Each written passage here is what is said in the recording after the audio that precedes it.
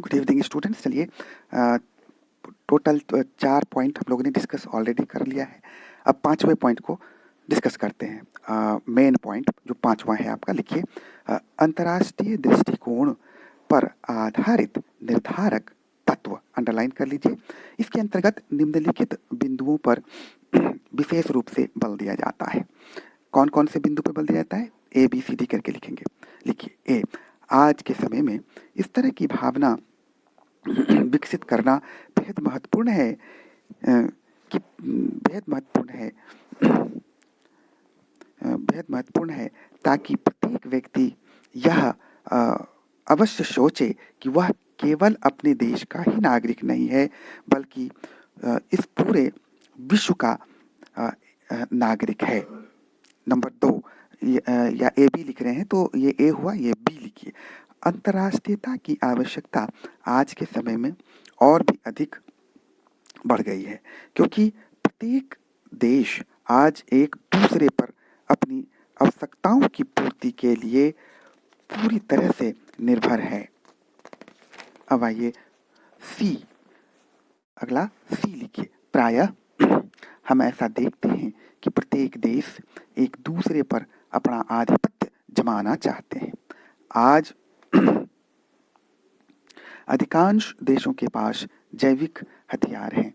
यदि एक दूसरे के साथ समन्वय स्थापित नहीं किया गया और एक दूसरे के साथ अच्छे संबंध नहीं रखे गए तो अगला विश्व युद्ध होने की प्रबल संभावना है। इस दृष्टिकोण से भी अंतर्राष्ट्रीय भावना को विकसित करना बेहद आवश्यक है। अतः पाठ्यक्रम में ऐसे तत्व समाहित अवश्य किए जाने चाहिए। उन विषयों को महत्व अवश्य प्रदान किया जाना चाहिए जो अंतर्राष्ट्रीयता की भावना को विकसित करने के लिए शामिल किए गए हों। अगला लिखिए, अगला बिंदु को आगे बढ़ाइए। अंतर्राष्ट्रीयता का अर्थ यह है कि बालक अपने को केवल अपने देश के राष्ट्रीय परिधि में बांधकर न रखे, बल्कि वह यह सोचे कि पूरे विश्व के प्रति मेरी एक अपनी जवाबदेही है और पूरा विश्व ही मेरा परिवार है। बिंदु को आगे बढ़ाइए। अंतर्राष्ट्रीयता की भावना के कारण एक बालक अपने को इस विश्व का नागरिक समझता है और विश्व की प्रगति में अपना योगदान देने के लिए तत्पर हो उठता है। आगे बढ़ाइए बिंदु को। शिक्षा के माध्यम से अंतर्राष्ट्रीयता की भावना को बड़े ही प्रभावी ढंग से विकसित किया जा सकता है, जिसके अंतर्गत प्राथमिक, माध्यमिक तथा विश्वविद्यालयी स्तर पर विशेष रूप से प्रयत्न किए जा सकते हैं। पैराग्राफ चेंज कीजिए यहाँ पर। प्राथमिक स्तर पर विद्यालयों को चाहिए कि वे छात्रों को विश्व की उन महान विभूतियों के बारे में बतावें जिन्होंने विश्व कल्याण के लिए महत्वपूर्ण कार्य किए। प्राथमिक स्तर पर अलग अलग राष्ट्र चिन्हों एवं राष्ट्रगान इत्यादि से छात्रों को अवगत कराना चाहिए। इस प्रकार पाठ्यक्रम में इन सभी विषयों प्रकरणों को शामिल करने की चेष्टा करनी चाहिए। अब लिखिए, पैराग्राफ फिर चेंज कीजिए। माध्यमिक स्तर पर विभिन्न प्रकार की प्रतियोगिताओं इत्यादि का आयोजन छात्रों के लिए करना चाहिए ताकि इस भावना को और भी अच्छे ढंग से विकसित किया जा सके। माध्यमिक स्तर पर छात्रों को अलग अलग अंतर्राष्ट्रीय परंपराओं, उनकी संस्कृतियों इत्यादि का ज्ञान प्रभावी ढंग से कराया जाना चाहिए। इस स्तर पर छात्रों को प्रेरित करना चाहिए कि वे अंतर्राष्ट्रीय मित्र बनावें ताकि वो एक दूसरे की संस्कृति से अवगत हो सकें और एक दूसरे की संस्कृति का आदर करना सीख जाएं। पैराग्राफ चेंज कीजिए फिर। विश्वविद्यालयी स्तर पर विभिन्न प्रकार के तुलनात्मक अध्ययन कराए जाने चाहिए और पाठ्यक्रम का विकास इस ढंग से किया जाना चाहिए ताकि महत्वपूर्ण सेमिनार, वर्कशॉप इत्यादि का आयोजन समय समय पर होता रहे। विश्वविद्यालय स्तर पर छात्रों तथा शिक्षकों के समूह को एक दूसरे के देशों में भेजा जाना चाहिए ताकि वे वहाँ की संस्कृति और परंपरा से अवगत हो सकें और एक दूसरे के साथ अच्छा संबंध स्थापित कर सकें। विश्वविद्यालय स्तर पर यह प्रयत्न किए जाने चाहिए कि छात्रों में इतनी समझ विकसित हो सके कि वे एक दूसरे की समस्या को हल करने के लिए प्रयत्नशील नजर आए। इस प्रकार पैराचेंज कीजिए फिर यहाँ पर। इस प्रकार यदि राजकीय स्तर पर पाठ्यक्रम का विकास किया जा रहा है तो निश्चित रूप से ऊपर वर्णित इन बिंदुओं को पाठ्यक्रम के निर्माण के लिए निर्धारक तत्व के रूप में अपनाया जाना चाहिए। चलिए अब हम लोग अगले मेन पॉइंट की ओर आगे बढ़ते हैं। जो हमारा मेन पॉइंट है वो इस प्रकार है, लिखिए। सामाजिक, राजनीतिक, सांस्कृतिक, भौगोलिक एवं आर्थिक विभिन्नता पर आधारित निर्धारक तत्व। सामाजिक, राजनीतिक, सांस्कृतिक, भौगोलिक एवं आर्थिक विभिन्नता पर आधारित निर्धारक तत्व। इसको अंडरलाइन कीजिए। अब इसके अंदर हम लोग वन बाय वन करते हैं। पहले जैसे सामाजिकता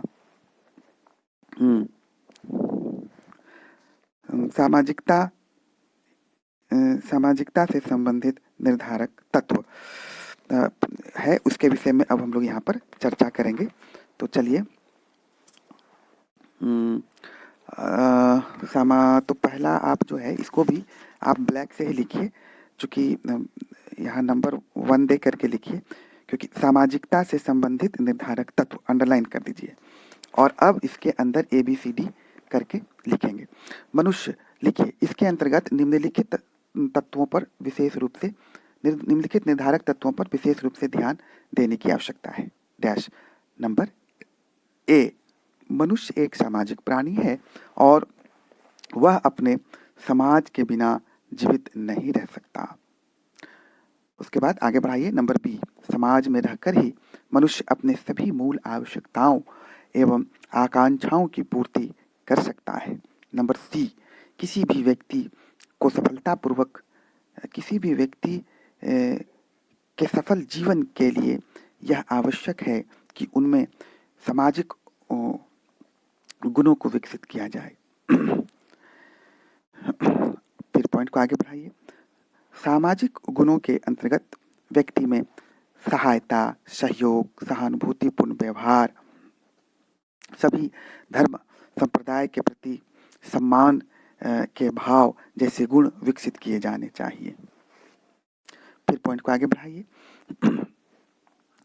राष्ट्रीय स्तर पर बनाए जाने वाले लिखिए, राष्ट्रीय स्तर पर बनाए जाने वाले पाठ्यक्रम में ऐसे तत्व अवश्य समाहित होने चाहिए जिनकी सहायता से बालक को अपने समाज में व्यापक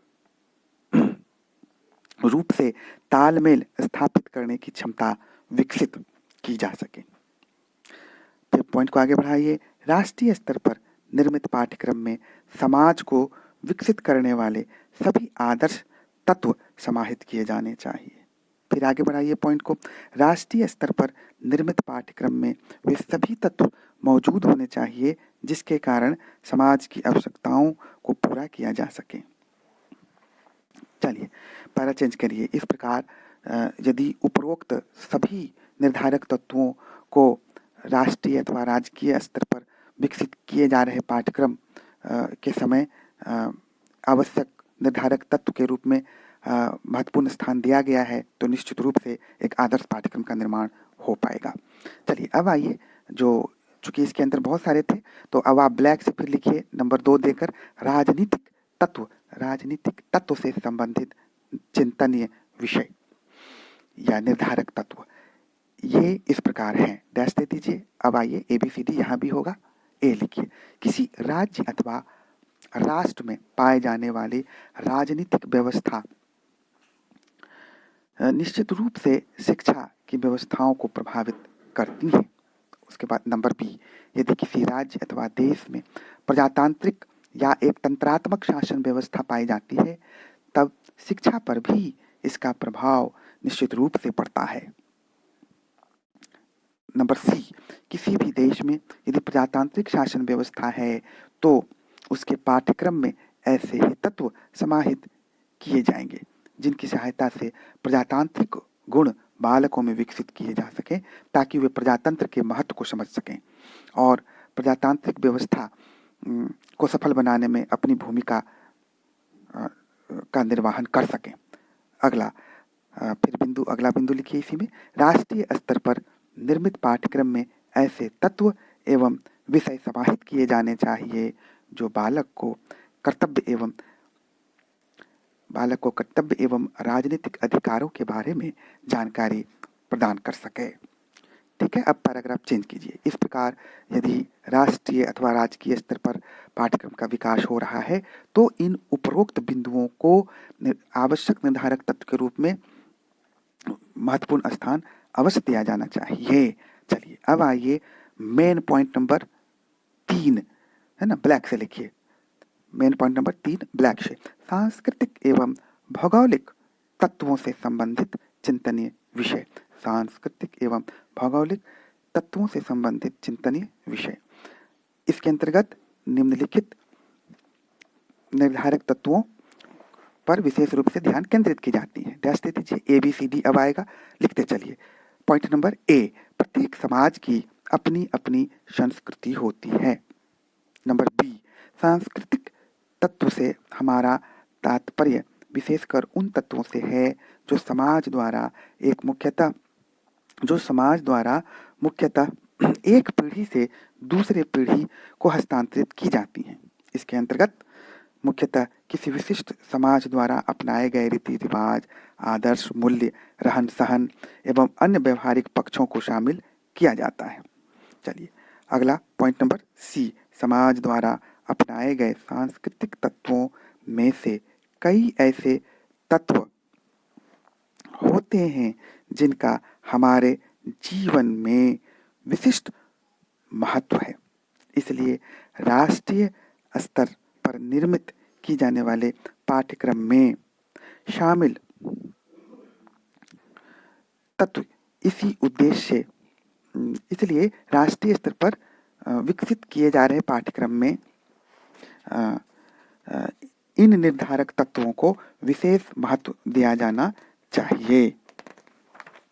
चलिए आगे लिखिए अगला पॉइंट लिखिए, पॉइंट को आगे बढ़ा दीजिए जस्ट, कि भौगोलिक तत्वों के अंतर्गत मुख्यतः इस बात की जानकारी दी जाती है कि किसी क्षेत्र में प्राकृतिक संसाधन तथा अन्य भौगोलिक दशाएं समुचित ढंग से मौजूद हैं और ये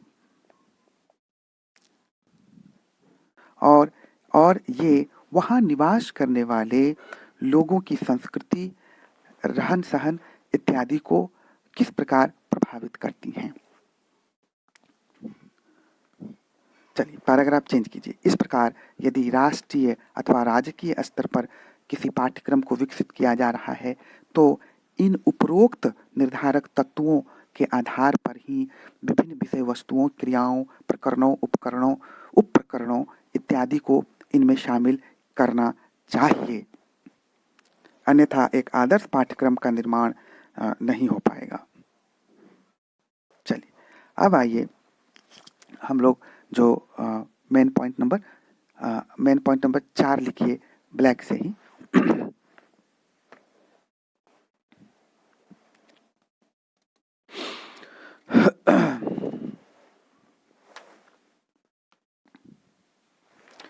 लिखिए आर्थिक तत्वों से संबंधित चिंतनीय विषय। आर्थिक तत्वों से संबंधित चिंतनीय विषय। चलिए इसके अंतर्गत पैराग्राफ चेंज करके लिखिए। इसके अंतर्गत निम्नलिखित तत्वों पर विशेष रूप से ध्यान केंद्रित की जाती है। ABCD में लिखिएगा। नंबर A, राष्ट्रीय स्तर पर निर्मित पाठ्यक्रम में ऐसे तत्व समाहित किए जाने चाहिए जिनकी सहायता से व्यावसायिक विषयों की शिक्षा एवं संबंधित प्रशिक्षण इत्यादि सभी विद्यार्थियों को दिया जा सके। नंबर B, राष्ट्रीय स्तर पर निर्मित पाठ्यक्रम में ऐसे तत्व होने चाहिए जो व्यावसायिक कुशलता छात्रों में प्रभावी ढंग से विकसित करे। नंबर सी, पाठ्यक्रम में ऐसे तत्व अवश्य होने चाहिए जिससे देश की आर्थिक स्थिति को समझने में छात्रों को सहायता प्राप्त हो सके। नंबर डी, पाठ्यक्रम में उन तत्वों को अवश्य समाहित किया जाना चाहिए जिसकी सहायता से यह जानकारी दी जा सके कि कैसे किसी देश की राष्ट्रीय कि कैसे किसी देश की कैसे किसी देश की आर्थिक क्षमता विकसित होती है और किन किन तत्वों द्वारा इन्हें प्रभावित किया जाता है। चलिए फिर आगे बढ़ाइए। पॉइंट नंबर ई, देश तथा राज्य की आर्थिक प्रगति के संबंध में छात्रों को समुचित जानकारी उपलब्ध कराने के लिए सभी महत्वपूर्ण तत्वों को पाठ्यक्रम में सम्मिलित किया जाना चाहिए। अगला एफ, यदि ऊपर बताए गए सभी तत्व, ऐसे कीजिए, पैराग्राफ चेंज करके लिखिए। अब यहाँ पर पैराग्राफ चेंज कर दीजिए।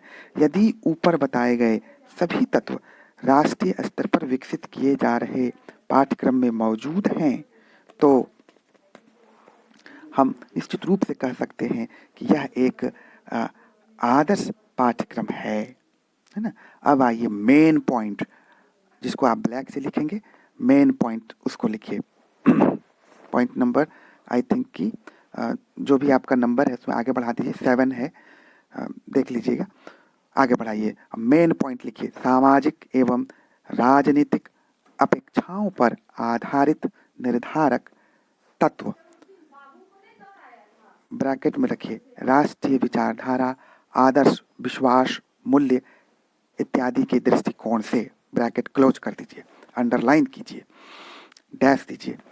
अब इसके अंतर्गत निम्नलिखित निर्धारक तत्वों पर विशेष रूप से ध्यान केंद्रित की जाती है, डैश दीजिए। अब ABCD के रूप में यहाँ पर लिखते चलिए बिंदुवार। पहला या ए लिखिए, ऐसा माना जाता है कि शिक्षा के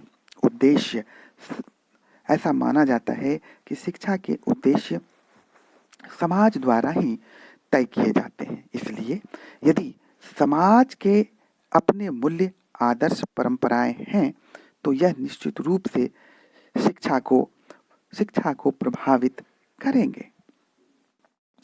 नंबर बी लिखिए, पाठ्यक्रम को इस ढंग से निर्मित किया जाना चाहिए ताकि वे समाज के आदर्शों, मूल्यों, परंपराओं इत्यादि को एक पीढ़ी से दूसरी पीढ़ी तक सफलतापूर्वक पहुंचा सके। नंबर सी, प्रत्येक समाज का अपना मूल्य होता है जो उसे यह दिशा निर्देश देते हैं कि कैसे समुचित ढंग से व्यक्ति को व्यवहार करने चाहिए।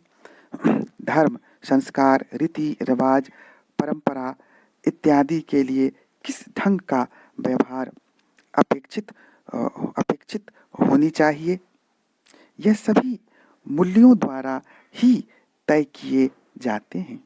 इसलिए पाठ्यक्रम में संबंधित तत्व ही समाहित होने चाहिए जिसकी सहायता से इन्हें आदर्श ढंग से विकसित किया जा सके। पैराग्राफ चेंज कर दीजिए। यदि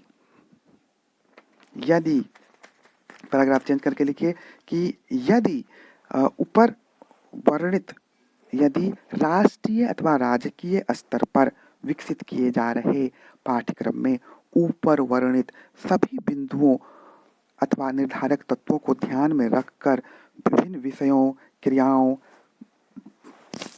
शैक्षिक गतिविधियों इत्यादि का चयन पाठ्यक्रम के लिए किया गया है तो निश्चित रूप से ऐसे पाठ्यक्रम को हम एक आदर्श पाठ्यक्रम के श्रेणी में रखेंगे।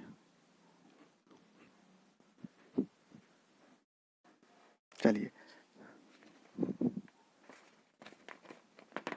अब आइए हम लोग निष्कर्ष डालते हैं। इसमें निष्कर्ष डालने के लिए चलिए बिल्कुल अंडरलाइन कर दीजिए इसको, निष्कर्ष को। तो अब आप लिखिए, एक सेकेंड, निष्कर्ष डालकर अंडरलाइन कीजिए, निष्कर्ष डालकर अंडरलाइन कीजिए और उसको अब हम लोग तैयार करते हैं। हाँ, लिखिए। पाठ्यक्रम वास्तव में वह माध्यम है जिसकी सहायता से सभी प्रकार के गुणों का विकास छात्रों में किया जाता है और समाज, राष्ट्र तथा विश्व की अपेक्षाओं को भी एक आदर्श पाठ्यक्रम की सहायता से ही पूरा किया जाता है। जब हम पाठ्यक्रम का विकास राष्ट्रीय अथवा राज्य स्तर पर कर रहे होते हैं तो हमें विशेष रूप से सावधानी बरतने की आवश्यकता है। इस स्तर पर पाठ्यक्रम को विकसित करते समय कई निर्धारक तत्वों की आवश्यकता हमें पड़ती है। जैसा कि ऊपर वर्णित बिंदुओं से यह स्पष्ट होता है कि ये वास्तव में वे महत्वपूर्ण निर्धारक तत्व हैं जो यदि राष्ट्रीय अथवा राज्य स्तर के पाठ्यक्रम में अनिवार्य रूप से न पाए गए हों तो हम ऐसे पाठ्यक्रम को एक आदर्श राष्ट्रीय अथवा राज्य स्तरीय पाठ्यक्रम की श्रेणी में नहीं रख पाएंगे। राष्ट्रीय तथा राज्य स्तरीय पाठ्यक्रम की अपनी जवाबदेही है, उनका अपना एक विशेष लक्ष्य है। समाज, राष्ट्र तथा विश्व के लिए छात्र को तैयार करना उनकी पहली प्राथमिकता है। इसलिए यह आवश्यक हो जाता है कि सभी संबंधित क्षमताओं और गुणों का विकास छात्रों में पाठ्यक्रम की सहायता से किया जा सके। इसलिए ऊपर वर्णित सभी निर्धारक तत्व अपने आप में बेहद महत्वपूर्ण हैं और जब इनके अनुरूप ही विषय वस्तुओं, क्रियाओं, प्रकरणों, उपप्रकरणों, शैक्षिक गतिविधियों इत्यादि का चयन पाठ्यक्रम में किया जाता है तो निश्चित रूप से ऐसे पाठ्यक्रम को हम एक आदर्श पाठ्यक्रम की श्रेणी में रख पाएंगे। इसलिए इस प्रकार यह स्पष्ट हो जाता है कि राष्ट्रीय तथा राज्य स्तरीय पाठ्यक्रम के आदर्श विकास के लिए उपरोक्त सभी निर्धारक तत्व बेहद महत्वपूर्ण एवं आवश्यक हैं। इनके बिना आदर्श पाठ्यक्रम की कल्पना राष्ट्रीय अथवा राज्य स्तर पर बिल्कुल भी नहीं की जा सकती। ऐसा करके हम लोग इसको समाप्त कर देंगे। तो चलिए, उम्मीद है कि आप समझ पाए हैं कि ये जो